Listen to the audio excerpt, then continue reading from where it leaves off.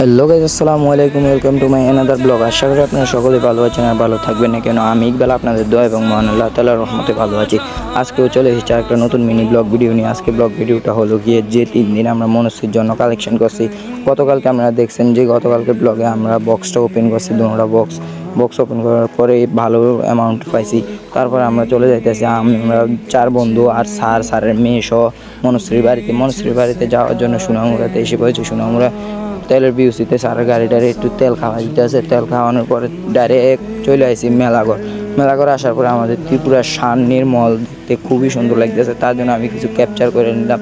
Capture করানোর পরে মেলাঘর বাজার পাড়ি আইসি ডাইরেক্ট উদয়পুরের দিকে আসার পরে আমরা বন্ধুরা কিছু টিফিন করতে আসছি, বলতে এটা খাইছি। খাওয়ানোর পরে আচার খাইতেছি। আচার খাওয়ার পরে আবার একটা দোকানে দাঁড়াই গেলাম, বিশ্রামগঞ্জে একটা দোকানে দাঁড়াইয়া মনে হয় এদিকে চিপস লইয়া জলের বোতল লইয়ে এলেছি। তারপরে আজকে আগরতলায় এই হসপিটালটা নতুন ওপেন হয়েছে।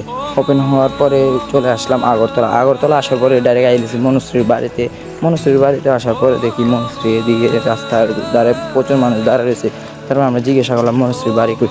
তারপরে তারা দেখাই দিল। আমরা আসার পরে দেখি প্রচুর পরিমাণে মানুষ। তারপরে একে সবাই দিতে আসে। তারপরে আমরাও মনে হয় যে মনস্রি মাকে টাকাটা বুঝিয়ে দিয়ে দিলাম যে কত টাকা হয়েছে। আমরা সুনামুড়া কোথা থেকে এসেছি, আসলে আমরা যে পরিচয় দিচ্ছি আমরা সুনামুড়া রবীন্দ্র স্কুল থেকে এসেছি। তারপরে মনস্রিকে দেখায় না, আপনাদের জানেনি, তার সঙ্গে যায় কেউ দেখতে দেয় না। তারপরেও আমরা একটু জানলা খুলে দেখেছি আমাদের শান্তির জন্য।